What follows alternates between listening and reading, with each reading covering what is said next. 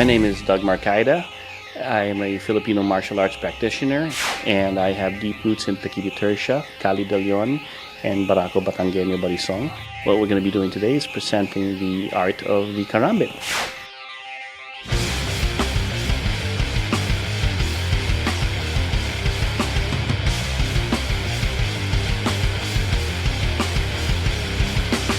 I got started with initially with Omar Hakim when I saw Pequiti Tercia. I learned the other facets of Pequiti through Bill McGrath and Tom Bizio before graduating on to Grand Tuhon Leo Gahe, the head of the system. I also have roots with Cali de Leon under Master Guru Jun de Leon, and the Barako Batangueño, which is not really a system but more of a philosophy of training, through Tito Jun Saludo. And these are the three main Holy Trinity, I call them, of my teachers.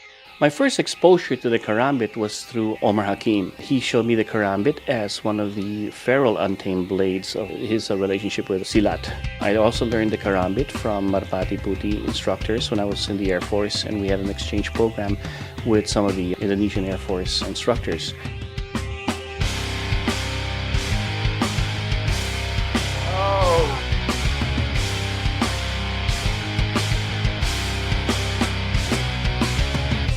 Most martial arts styles that I've seen use the karambit are from Southeast Asia. The countries of Indonesia and Malaysia practice silat.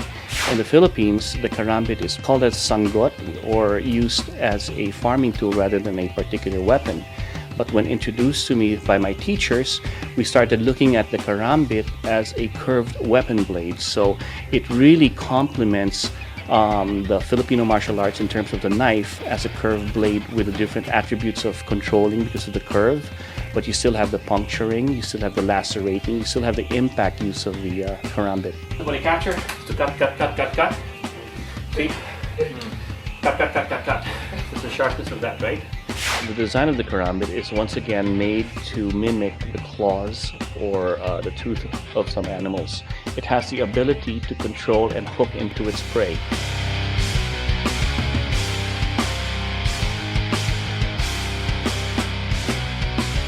Most karambits, the traditional ones, are double-edged, and you can slash with the weapon on the inside part of the karambit or the outside part of the karambit. It has the ability to puncture because of the point.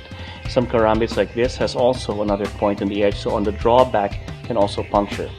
Other karambits have the ability on this side to act as impact when they're hitting with it, but in other versions of it also put another point so they can thrust with it on the top side of the knuckle.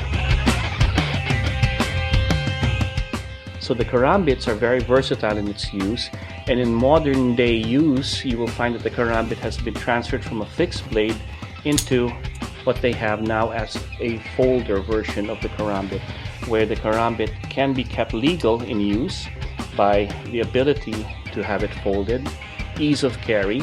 It stays legal because it is not double-edged. In this particular model here that we're using here, that we're presenting.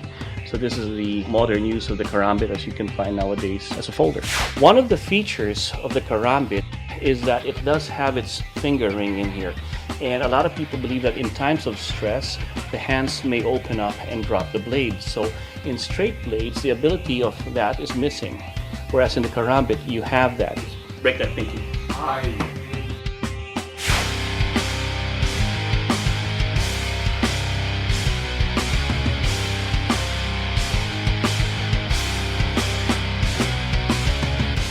One thing you want to try to, he catches it. Punch here. Blade goes underneath. Shoot it in and down. Come up. Ha. Most of the students I train are civilian practitioners of the art, but I do have a lot of law enforcement personnel, military guys that come to us. Most of the blades that are used for law enforcement are used as a backup. We always go to the primary weapon when the lethal use of force is allowed. The primary is always a firearm. Let's say they're not able to get to their firearm, they use the karambit, and when it opens, they can just cut away so that they can back to their regular gun. I can control. Just the pressure on there, see that?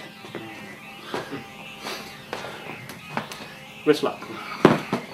Just like a half a handcuff, right? Putting videos of my art, putting videos of the brothers that I teach, my students, my friends that we put together, and celebrating the art allows me to enjoy what I'm doing and share that fun.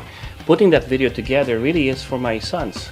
I have 3 sons that really enjoy it. They think it's something special when I spend time away from them, and to do this, they get a chance to see this and see what their dad's up to. And that's why I do this. And at the same time, I celebrate, and I kind of, pay homage to the teachers that have shown me this art and what I've done with it. The karambit, when you wield into it, it's like anything that you do, whether it be a knife, a stick, or a sword. It's a very exotic blade, but if you keep it fun, you always win. It doesn't matter whether it's going to be effective, it's dangerous, it's a weapon. It's edged. Like my teacher used to tell me, it's an exclamation point to any sentence you make. So if you have a good empty hand system, you put a karambit in there, that's your exclamation point.